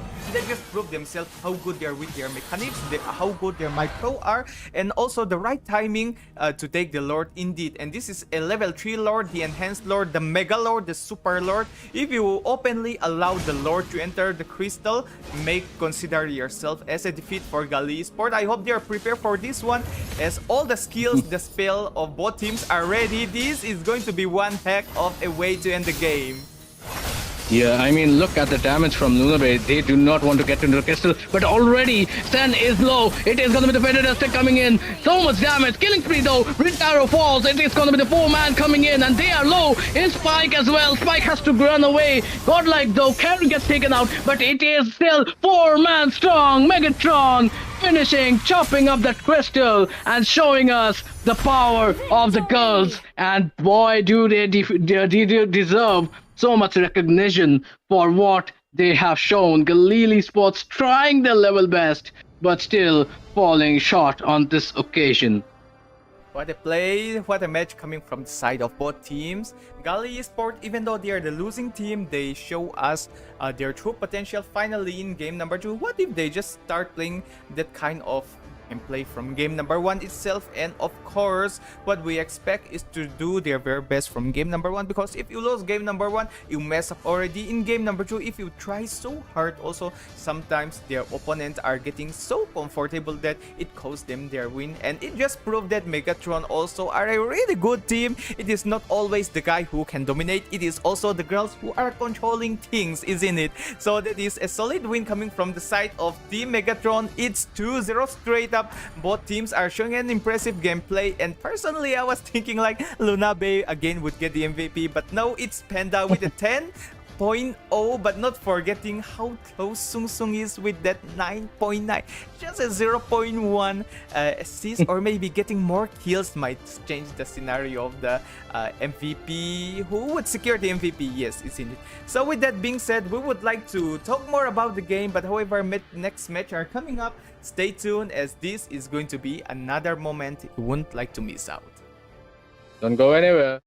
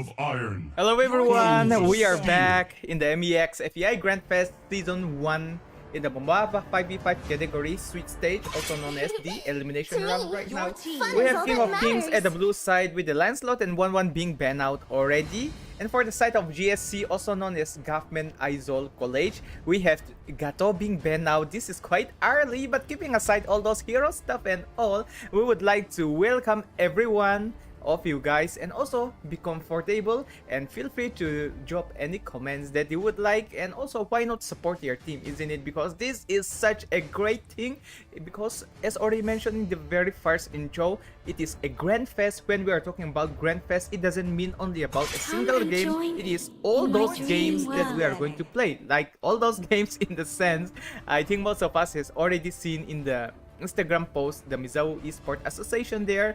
It is going to be MOBA 5v5, what's your command? BGMI, Your team Football, is banning. PFC for both mobile and PC version, Dota 2, and lastly eChess, also in a board chess that is going to be organized by the MEX FEI. And of course, this great program cannot be done alone by them. Although they done this great organization, it is always the sponsor who are right beside us. And talking about the sponsor, we have CK Hyundai at the first list, following up with our internet partner, the Next Gen. Right now, the internet connection, everything is going well, isn't it? Imagine when Next Gen start involving in the internet connection. Oh my gosh, we might even get and witness a one-digit This ping. land is our And last but not the least, and we it will have soon be Vista our Games. burial When it ground. comes to India MOBA 5v5 Illusion tournament, research are they are completely always there to different. back us up by providing us a tournament lobby exclusively for us, where 10 bans is allowed. And yes, it matches this kind of tournament lobby is even Need used no in the protection from the MPL, rain. M World Series, and MSC. So this is such a great thing, but it doesn't end there yet. They even provide us a huge chunky amount of diamonds to support this tournament. And last but not the least, we have Dota Esport. When it comes to Mizoram tournament, regarding the MOBA 5v5, they are always there to back us Let's up hear by from the crowd. collaborating this tournament, Make some noise for etc, yours etc. And with truly. that being said, we'll keep all these things aside for now, as tonight we have someone that we would like to personally call out. Actually, it was more of his stuff to do the announcing, but oh come on, he's the special guest, so what can I do to announce? So I present to you all Mr. Roots, and if you like to announce things, feel free to announce it as long as you want. Well, you have done a picture perfect job, so I'm not gonna take that spotlight away from you, mate. You are doing really well. But hey, this is the MEX FEAI Esports Festival of Colors and Entertainment. And well, you have said it best. There's just so much action. And well, if you guys haven't yet, I would say just block your dates and get in contact us through the 16th to the 18th of October at the Art and Tahuma Hall at Aswal, Mizoram. We are gonna see the roof being blown apart from the house, as so many esports festivals as well as so many great players make it to the scene.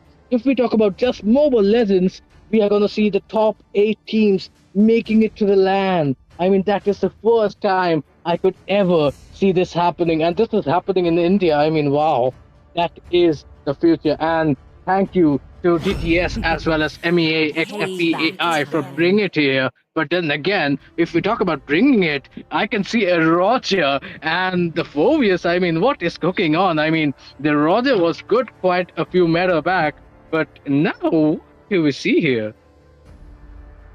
When we talk about Roger, I remember the Roger gold lane meta each time, and these days, recently, I'm not sure if you guys have seen it when I play the game, not that often though. When I get the chance to play the game, I used to face up a Time and Roger tide at wait the for X no lanes man with an is Inspire, born, and I used to girl. get super comfortable, but in the end, Roger with an Inspire literally rank up. So let's see how King of Kings are going to adjust with this Roger plays. And also on the side of the Reddit, this GSC Government Isol College, they are not just representing their own brand, Experience they the are youthful representing suffering. GSC Government Isol College, the very best player that they have in their entire college. Of course, they need to bring us and deliver us an intense, It's time to interesting, go to the and RT most show. Your team is Bye. banned. OP match they could give us. And talking about the draft and all, let's have a quick glance in the banning section. As for the side of Team GSC, we have Let's go. Lilia, which is quite surprising. Your team Follow is up with picking. a Beatrix, Lapu Lapu, of course, to be banned, Lunox, this is something new, and lastly the Kato banned into their side, although that was more like an opposite reading, but still we understand it, isn't it? And for the side of King of Kings, it follows up with a Lancelot and a Fanny, both assassin with a really high mechanics, and also narrowing down the hero pool when it comes to the mobile hero. This is the 1-1 and Granger, and then you retail lots of respect for the side of the red is coming up, because these kind of hero are the kind of lineup that Team GSC are really comfortable, not forgetting Vival Revolution, or if I pronounce it wrongly, please Roots correct me. And yeah, that's the lineup. Viva la...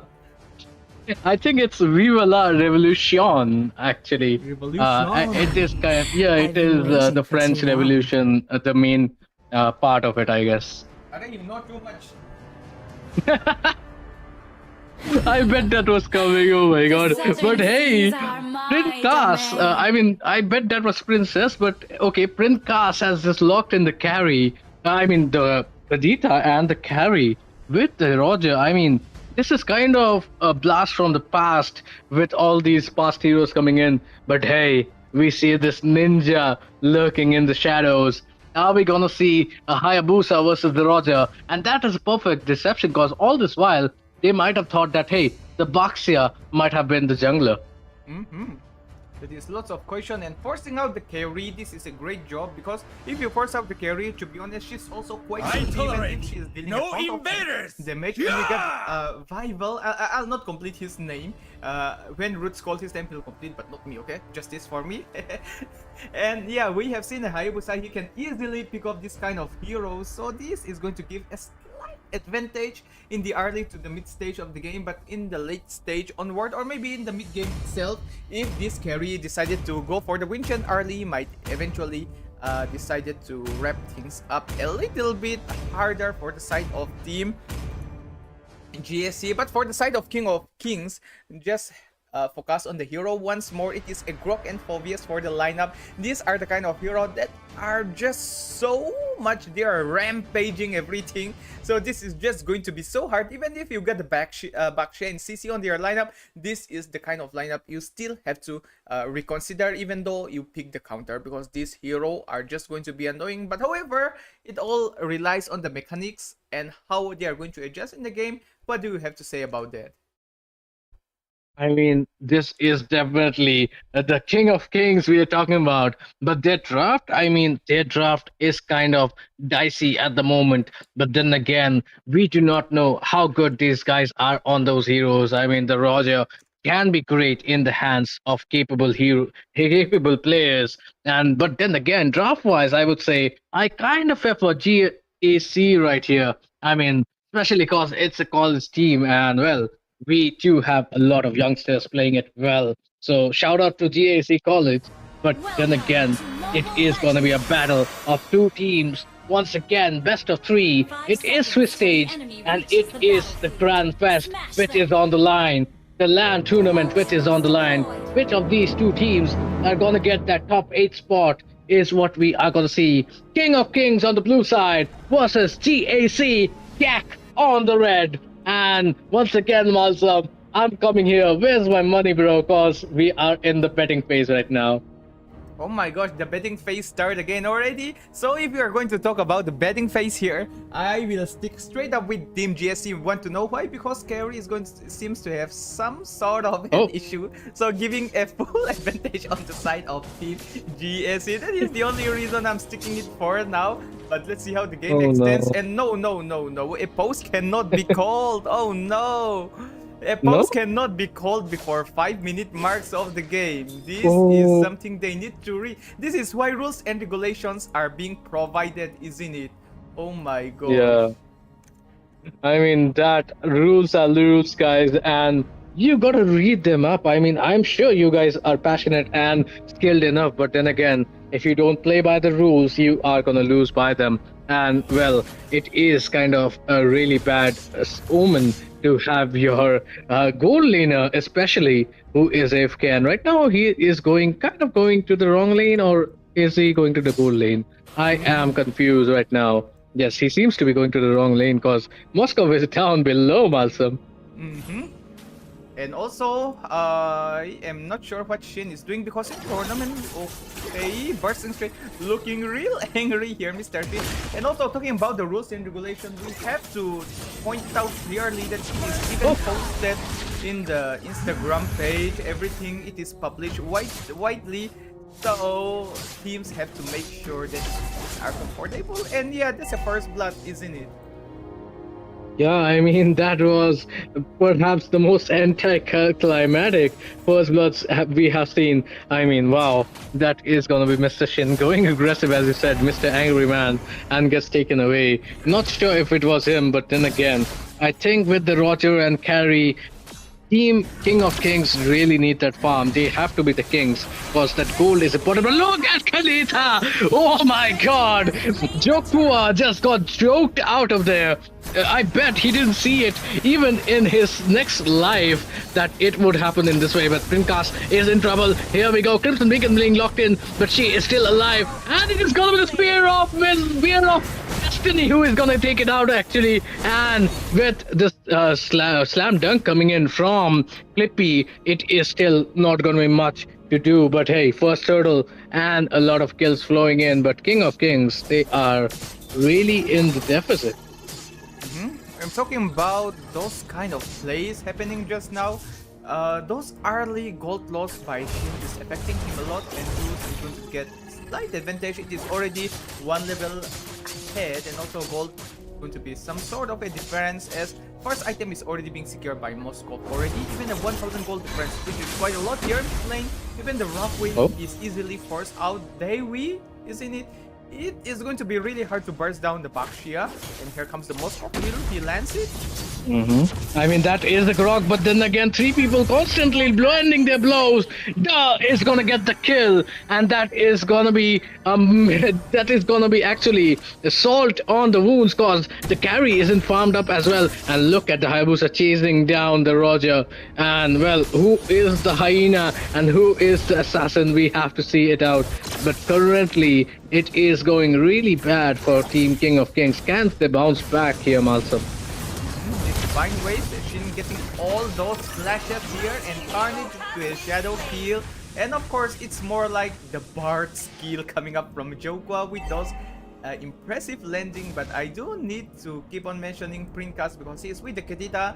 If he isn't aware, Mr. Jokwa, Prinkas would easily able to kill him. Deuce will outplay him. Oh, the combos. Yeah, but the Petrowave is still there. But the rough waves are not gonna connect. Shin, actually gonna get 2 times the advantage. He is gonna avoid her 2 times. That is definitely some skill-worthy performance. But for now, the danger is still not over as King of Kings are looking for a comeback. But it is gonna be Hayabusa once again. Viva la Revolution getting that turtle once again. Foreman literally at the bot side, punishing Shin again. It is a pure isolation, not even a pickle that is inside their turret. They doesn't give a thing about the turret anymore. The turret, it just stands for a reason because you can just hide behind the shade. That's all they're doing right now, and taking all those early advantage they have from the side of GSC. They are they are using it to the maximum. That is well played, and also this is the reason why you need to read the rules and regulations clearly. As Deuce is already in the killing spree in their most recent matches. It is again this Deuce with his Moskov literally wrecking their opponent and take them to this sweet stage elimination match. I mean, there is just nothing else to be said at this point. King of Kings never really got their ball rolling, and well, sooner or later they are coming. And look at beautiful presence from the box. They're coming out from the back bottom line, and that is gonna be a double. Can we make it a triple? Petrify being used by the Kadita to avoid being shadow killed by the Hayabusa right here. But there is no other revolution. It is kind of King of Kings facing the internet troubles. And that is why maybe Malsum we should have contacted Next Gen. They should have contacted Next Gen to get their internet issues solved. There we go. Up top, there is another solo kill happening. Of course, talking about next gen, that is the reason why if you do not connect the internet connection from next gen, you would get an issue, maybe even cost your victory in this game. Number one, isn't it? But do keep in mind, it is best of 3 for a reason, and there is lots of ways in which you can turn the game back around. Most of with the SOE lands so swiftly, taking the sweet revenge, but this Jokwai in the end secures the kill. Even a Grok melts it quite quick when he lands the solo kill. Pringtas secures it. Wow, the only person playing it for King of Kings has to be Pringkas right here. But then again, what can he do? He did just burst down a big of a Baxia. But then again, double kill coming out from the CC. And that is gonna be Amas, who is gonna get a lot being done for her team. For now, the turtle has been in the eyes of the Hayabusa, unless Roger has something to say about it. Well, let's ask Mr. Roger himself as he got tangled up here to lock himself in a 3v1 situation. And his joke, did he get the Sky Piercer? No, not the Sky Piercer, but the last hitting skills coming out from this Jokwai is something else. And dude, what was he doing? Like, he get picked off easily 2 times. I think he get those kind of overextensions. Oh no, I mean, this is a situation where it is most dreaded. Look at the burst coming out from Joker right now. And it is Hayabusa who's gonna use the shadow kill to perfection as Shin falls for the 5th time this game. 0-5-1. I mean, I do not even know if it's him or the bot. But nonetheless, King of Kings kind of got this game handed to them. It is only a miracle which can solve this situation at the moment. And things are not looking very nice. Look at the monster kill though. Oh, Hadita with the surprise coming in, but still gets taken out as the gold lead is just too much. 10k. TAC are rocking it. Government Isol College for a reason, and yes, let's not forget how quick might the way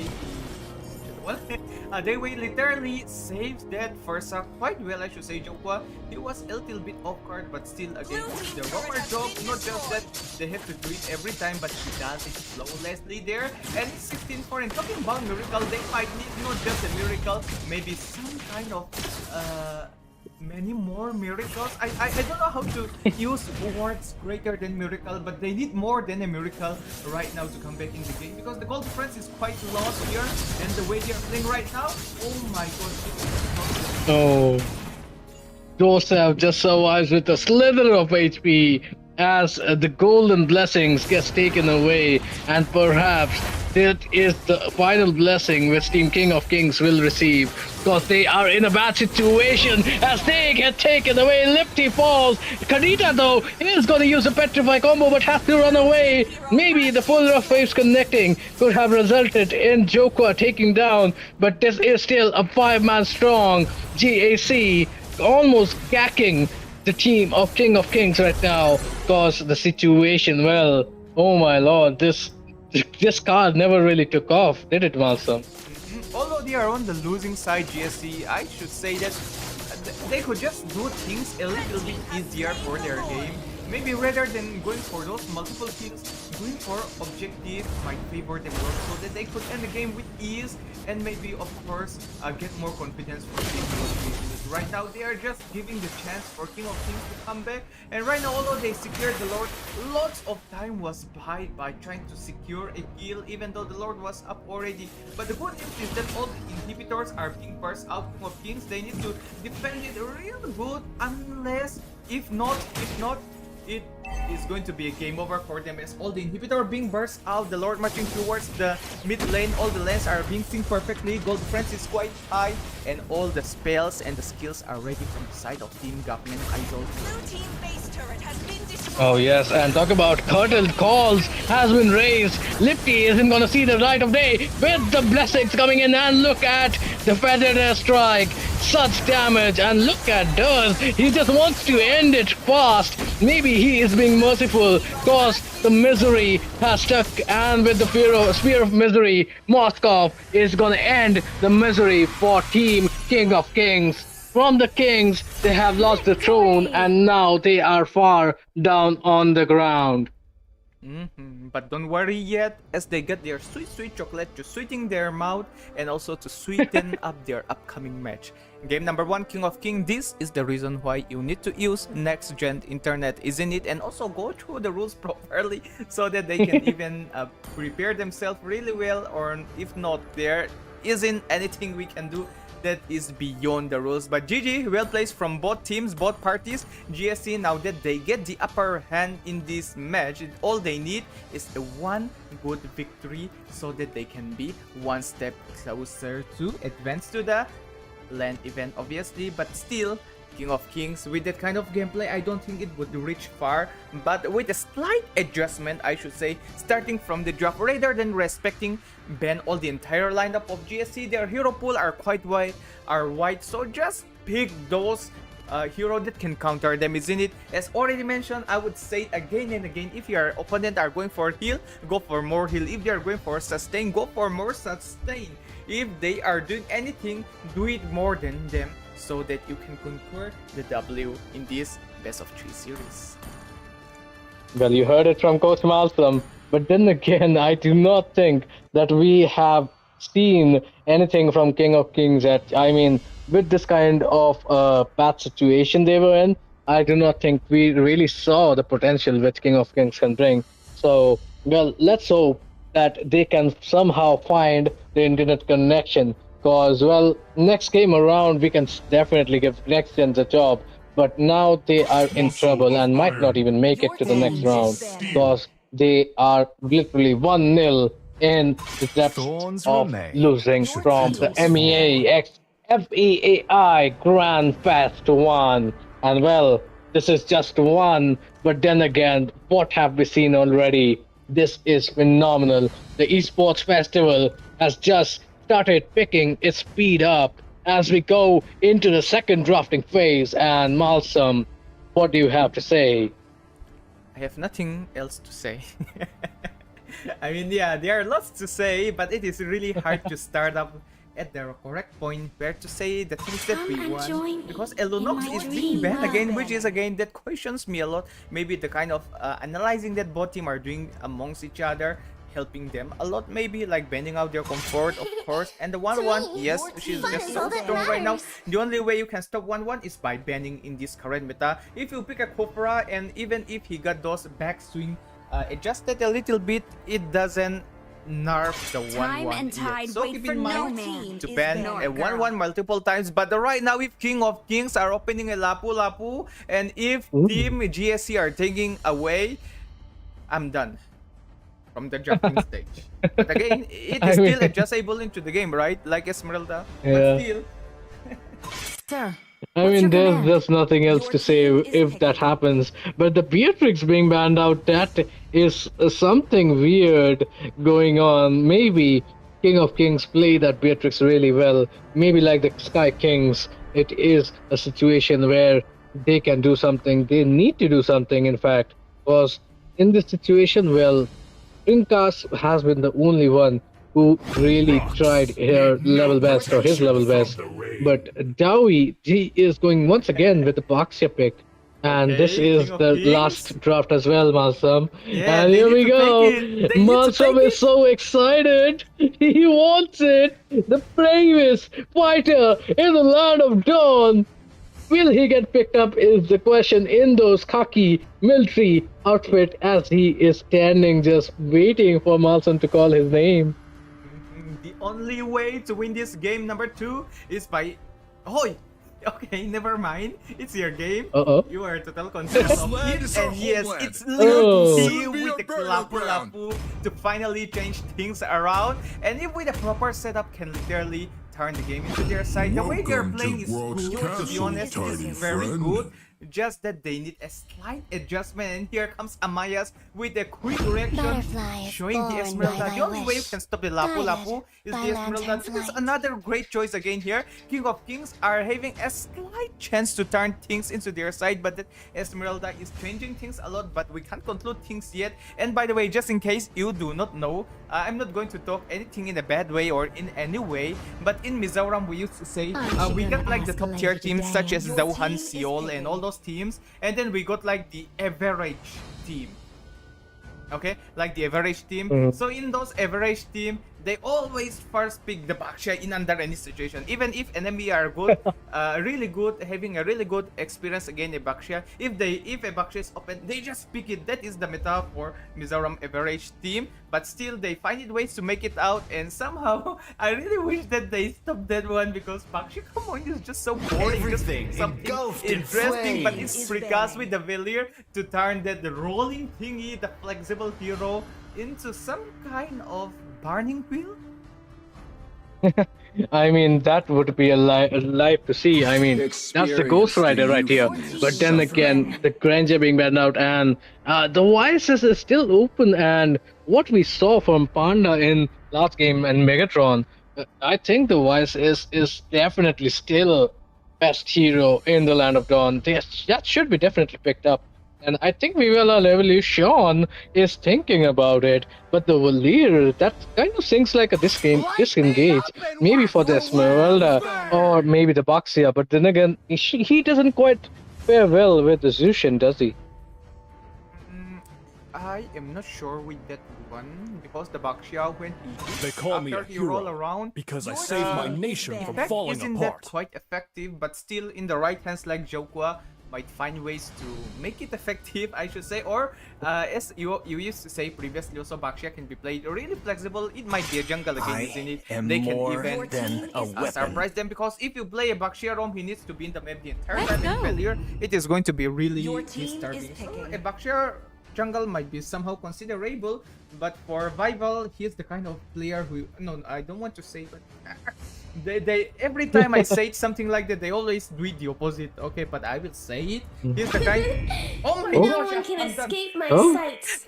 He's the kind of player who plays assassin. That's the line I was trying to say. And now it's the Angela, and it's going to be a Baxia jungle. And the marksman may be someone who is quite flexible, but I'm not sure why they are banning a Granger, and they picked the Irritel.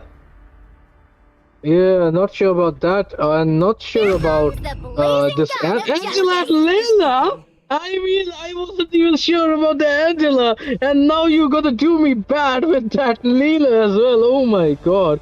Because I was gonna say they lack the kind of backlane damage which can come in. I mean, who is gonna go after the Irrital?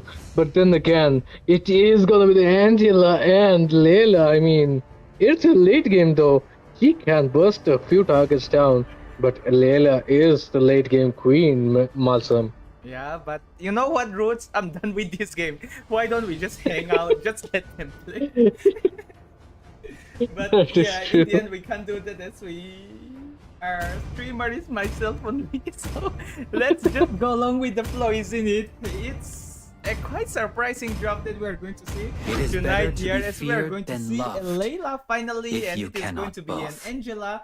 To be honest, Angela is the kind of hero that I actually likes because she fitted so well. But rather than pick it in the ROM hero, I actually like to play the not me like in my lineup. I actually like Angela in the mid lane. She can do it so much, and also if you do not know Angela, her tangle ability with the second skill connecting with his string of puppet is just so annoying. It is just so good, and it is still quite enough damage.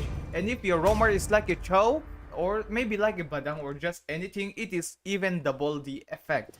And last but not the least, Angela mid lane might not deal that much of damage. You can take heroes like Nathan or maybe Esmeralda at the XP lane to make it more effective. That is true, but then again, it is gonna be the Lapu Lapu in the hands of King of Kings, and well, I do not even have to ask Malsam who he thinks is gonna win this one.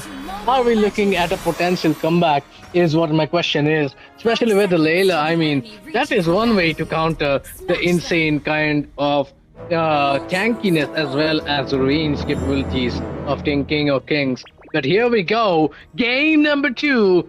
TAC on the blue side with King of Kings on the red, and this time around we can see Shin is riding his motorcycle. There are no engine issues at the moment. So here we go, finally a game worth watching, or not watching, as Malcolm sees this pretty Layla walking around. But you know, even though the gold lane side might be a little bit upsetting with the heroes, the mid lane is already doing lots of job as Jokwa in a 3v1 situation still outplay and even punish the Joseph. Even though it is not, I mean, it is not just an individual game, it is a 5v5 game. So let's see how they are going to adjust into the game, give us those banger, and eventually with this kind of play that Baksha is playing right now, he can eventually make a big impact. I hope so. But look at the XP lane side, it is looking really good. Oh, Lapu already caught in a bad situation. Esper is going to dive the tower. Flicker coming in, but it is still going to be first blood coming out from Amast. And what a first blood it is indeed. Malsum's favorite fighter, the bravest fighter in the land of Dawn, is going to get first blood in the very first minutes of the game. Is it going to be a comeback call from King of Kings, though, is the question. Flicker being used, Angela has to actually use it up. And the turtle is going to spawn in 15 seconds. Eamon is there waiting for the moment. Well, to be honest, the only way you can counter the Lapu Lapu is an aggressive Esmeralda. Not Esmeralda the hero, an aggressive Esmeralda. That's the way you can counter it out. Reaching the level 4 already, even cutting out the lane, literally stalling the enemies around, and even securing this small camp is going to make a big impact. As right now, Amon is being zoned out by Yujin, okay? And the turtle is wide open for Rival right now. And literally, Jokwa single-handed the entire man of the team. So, King of Kings.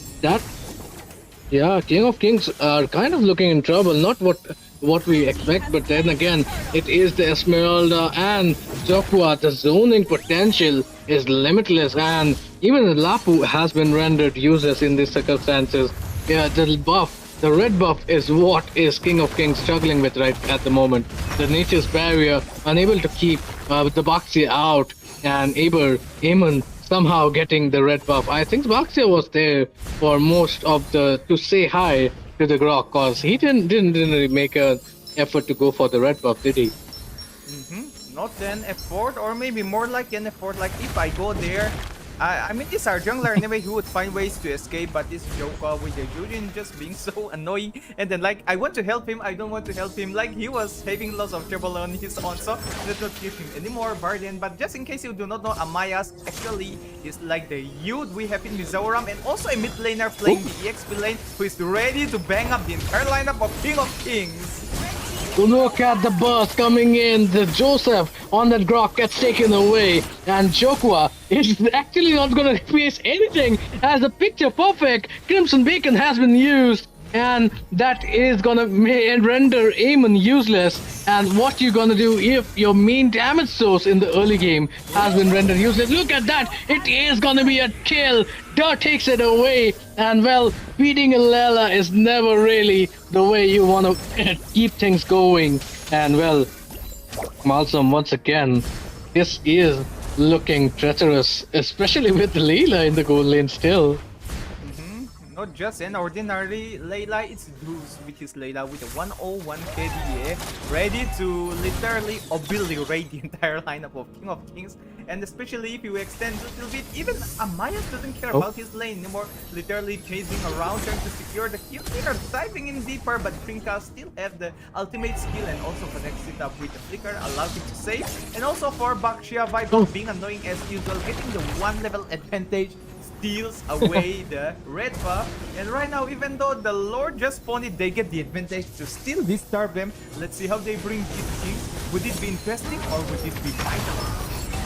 Oh my god, there's Eamon somehow getting that blue buff, but it is still gonna be survival coming in. And now the Angela with the hard gut coming in means doom for the Eamon, and Iltil joins the party as she wants to get some kills in, and Viva la Revolution traces his death somehow, some way. King of Kings are trying to pull things back, somehow defend the lane, and this is the perfect position for Lapu actually to get his team some turrets, cause that is what they need. We all know 1v1 right now, it is kind of a bad situation for the Lapu, and well, you do not want this Lala getting farmed up.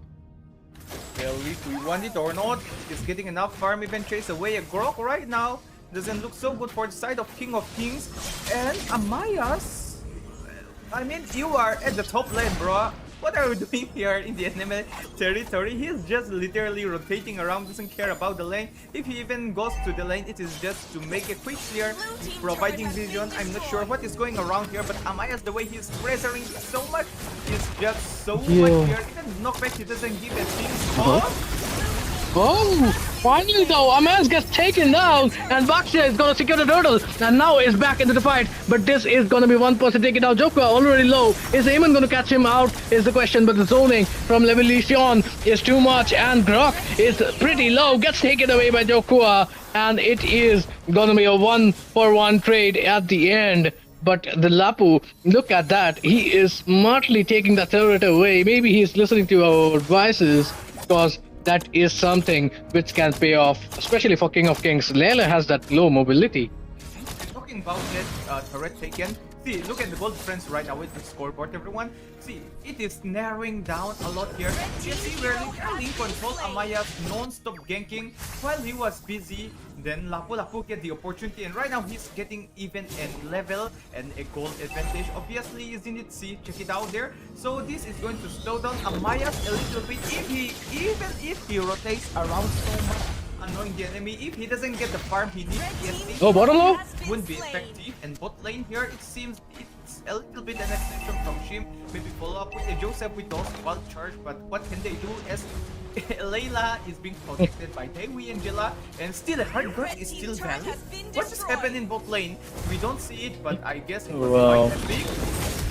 Yeah, the previous fighter being put on, but here come Amayas. On top is the Angela, and killing spree is the Bacon. Cause the Crimson Bacon being popped in, and it is gonna be a double kill coming up for Jokua. Amayas still on top, and Irchel has finally got a concession, cause she gets a kill on Dowie, the Angela for now. But the mid lane is gone, so is the bottom, and so is the top. All the outer turrets are taken, only the tier 2 turrets left. And look at Amayas jumping straight onto the back line. Oh He wants blood, and he is gonna get it as Shen gets shut down. And with it, maybe the hopes and dreams of King of Kings, because right now the joke is being played, and Jokua is more or less acting like the Joker.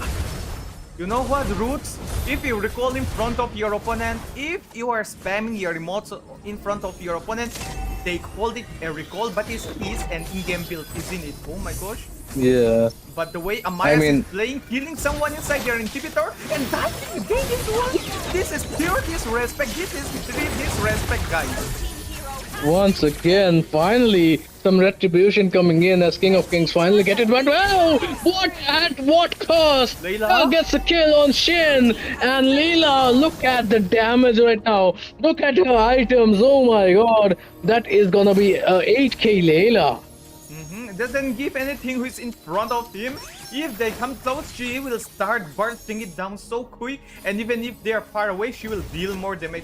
She's just so annoying. What you have to do, just stay at the opposite side of Layla, or don't get into her bad side. That's all we can give for now. Although we were quite skeptical, I was not skeptical, Roots was skeptical. I always root for the Layla in the blast zone. It's a mega killing streak. Oh my gosh.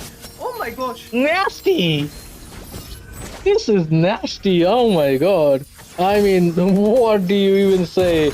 King of Kings not quite in their thrones. Forget about thrones, but look at the smooth flicker from Jokua. I mean, GAC literally showing us what they got. The little college students might have mastered this game in the back room of their classrooms. And, well, we can see the effects. Oh my god. Look at Esmeralda jumping onto the 5 people. Yeah, she's still surviving with the 3 people. Might make things interesting, but it is the monster kill coming out from Jokua. Can Lana say something about it? It is gonna be a double kill nonetheless for Jokua with a 5-on-3. No losses till now for GAC. Mayas, the pure disrespect game, I should say. He might not think that he's disrespecting them, but Amoy going straight into the inhibitor doesn't give a thing about all those blast off. Is what we call a disrespect. You recall them, you show them in mods. That is just part of the way you interact in this game. But Joseph, the way he used the wild charge was something well. He can still make those play, but right now we are waiting for the cooldown, the right position, and at the same time Team Gapman isolate. What is going on with them? They might ace the game, but the question I have right now is how is your assignment going on? Oh, look at that. Once again, the wild charge coming in, but the Crimson Bacon Minions keeping the backline at bay for King of Kings, and that just makes things difficult. No more wild charge to play with. They do have the bravest fighter, but then again, it is an Esmeralda, and with on top is the Angela right now, so this is still not gonna be anyone's game. King of Kings do not find that opening, and the Lord coming up in 34 seconds just kind of signals that things are looking in a checkmate angle right here. Look at the damage from Lala. She is just blasting people away from a distance. Maybe with the ultimate, she can just keep things at bay. I mean, they do not even need to enter the base with the kind of damage which this Lala possesses at the moment. I am so confused with GSC gameplay right now. Like, look at here, Layla literally enjoying. Will he kill? Yep, it is a kill. They just make it look so easy. And Amaya's always ready. This guy always ready to dive at turret, but Layla flicks in double kill. The first double kill. Can she get a triple? Is the question. Triple kill coming in. Is this man a maniac? Maniac is it in? Nature's barrier finally dropping it in. But legendary coming up from Dokua. The poor Gorilla gets a maniac though. The missile was stolen. But stolen are also the dreams and the throne for King of Kings as GAC get the victory, and as well they are coming. It was that a 7th though.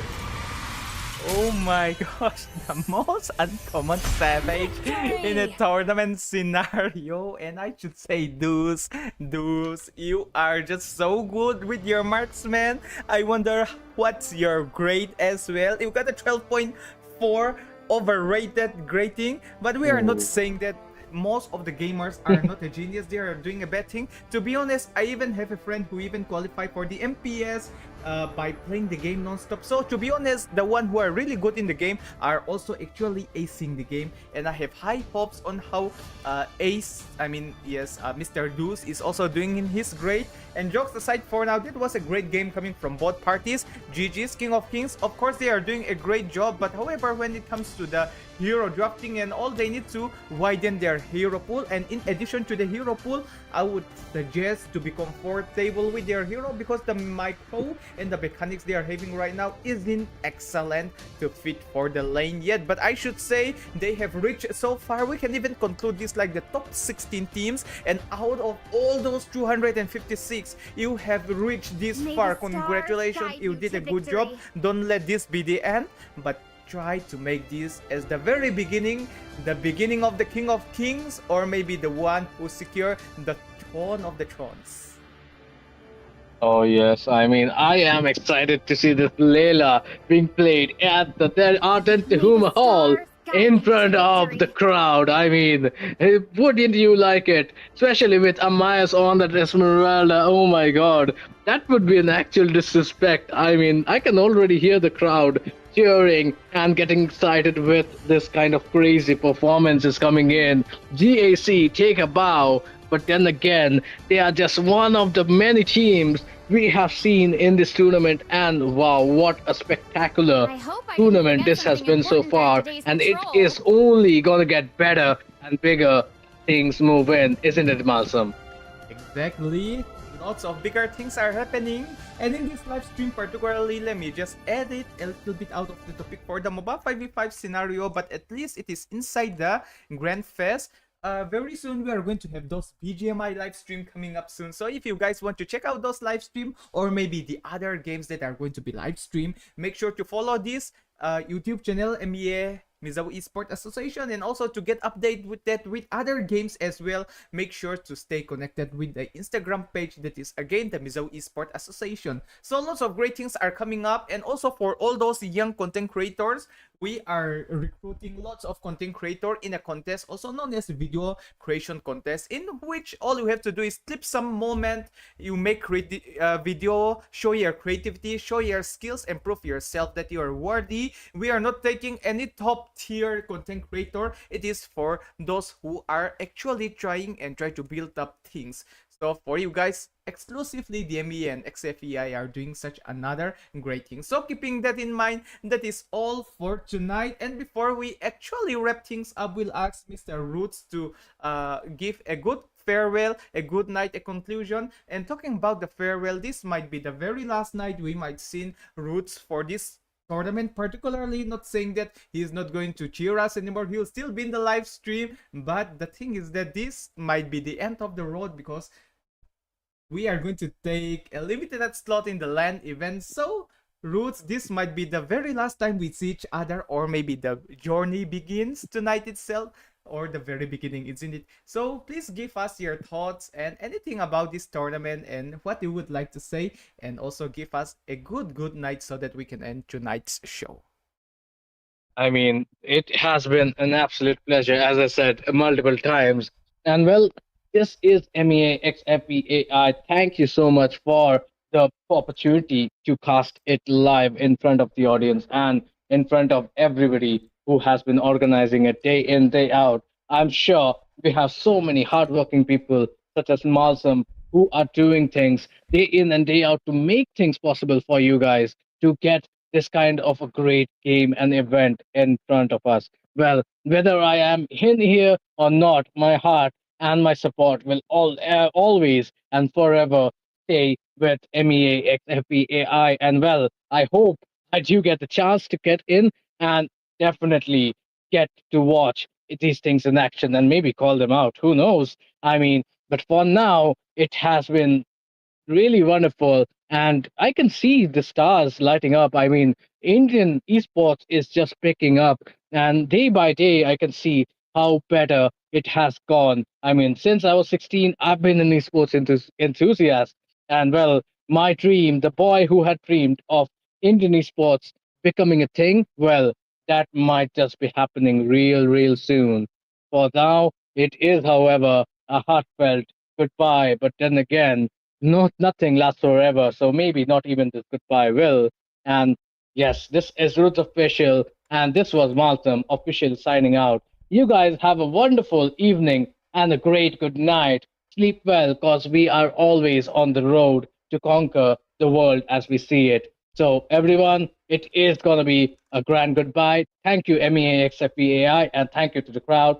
Have a great rest of the week coming in. Thank you.